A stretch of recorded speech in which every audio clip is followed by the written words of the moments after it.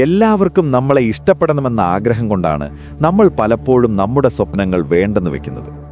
സമൂഹത്തിൻ്റെ അല്ലെങ്കിൽ നമ്മുടെ ചുറ്റുമുള്ള ഒരു 50 പേരുടെ ഇഷ്ടത്തിനനുസരിച്ച് ജീവിക്കുമ്പോൾ നമ്മളെല്ലാവർക്കും നല്ല കുട്ടിയായിരിക്കും.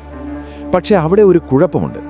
നിങ്ങളുടെ വളർച്ച ആ സമൂഹത്തിൻ്റെ വളർച്ചയിൽ മാത്രം ഒതുങ്ങിപ്പോകും. നിങ്ങൾക്കൊരു ഈഗിളിനെപ്പോലെ ഉയരത്തിൽ പറക്കണമെന്നുണ്ടെങ്കിൽ താഴെ നിൽക്കുന്ന കൂട്ടത്തെ ഉപേക്ഷിക്കാൻ നിങ്ങൾ തയ്യാറാണോ? നമ്മളൊരു സോഷ്യൽ കോൺഷ്യസ്നെസ്സിലാണ് ജീവിക്കുന്നത്. ചുറ്റുമുള്ളവർ ചിന്തിക്കുന്നതിനപ്പുറം ചിന്തിക്കാൻ നമുക്ക് ഭയമാണ്.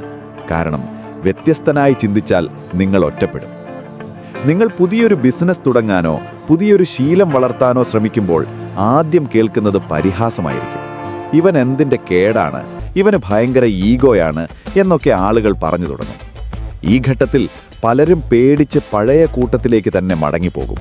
പക്ഷേ ഓർക്കുക, ആ പഴയ കൂട്ടത്തിൽ നിന്നാൽ നിങ്ങൾക്കൊരിക്കലും എക്സ്ട്രാ ഓർഡിനറി ആകാൻ കഴിയില്ല.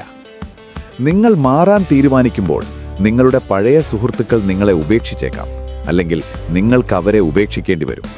ഇത് വേദനിപ്പിക്കുന്ന ഒന്നാണ്. പക്ഷേ ഈ ഒറ്റപ്പെടൽ താൽക്കാലികമാണ്. നിങ്ങൾ പഴയ ആളുകളെ ഉപേക്ഷിക്കുമ്പോഴാണ് പുതിയ സ്റ്റാൻഡേർഡുള്ള ആളുകളിലേക്ക് നിങ്ങൾക്ക് കണക്റ്റ് ആകാൻ കഴിയുന്നത്. ഈ വേദന ഒരു ഫിൽട്ടർ പോലെയാണ്. നിങ്ങളുടെ വളർച്ചയ്ക്ക് തടസ്സമാകുന്നവരെ ഇത് ഒഴിവാക്കുന്നു. ഒരു ഹൈ ജമ്പ് നടത്തുമ്പോൾ നിങ്ങൾ വായുവിലായിരിക്കുമ്പോൾ കുറച്ചുനേരം ഒറ്റയ്ക്കായിരിക്കും, പക്ഷേ ലാൻഡ് ചെയ്യുന്നത് ഉയർന്ന തലത്തിലായിരിക്കും. നമ്മുടെ നാട്ടിലെ ചക്കയുടെ കാര്യമൊന്ന് ആലോചിച്ചു നോക്കൂ.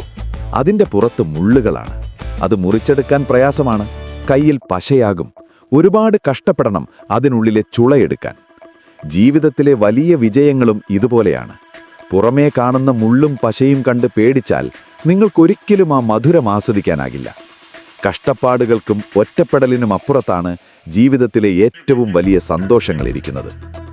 അതുകൊണ്ട് സുഹൃത്തുക്കളെ, ഒറ്റപ്പെടലിനെ ഭയപ്പെടരുത്. നിങ്ങൾ ഒറ്റപ്പെടുന്നു എന്നതിനർത്ഥം നിങ്ങൾ വളരുന്നു എന്നാണ്. പഴയ ചുറ്റുപാടുകളിൽ നിന്ന് നിങ്ങൾ മോചിതനാകുകയാണ്. ആ വേദന അനുഭവിക്കാൻ തയ്യാറാകൂ.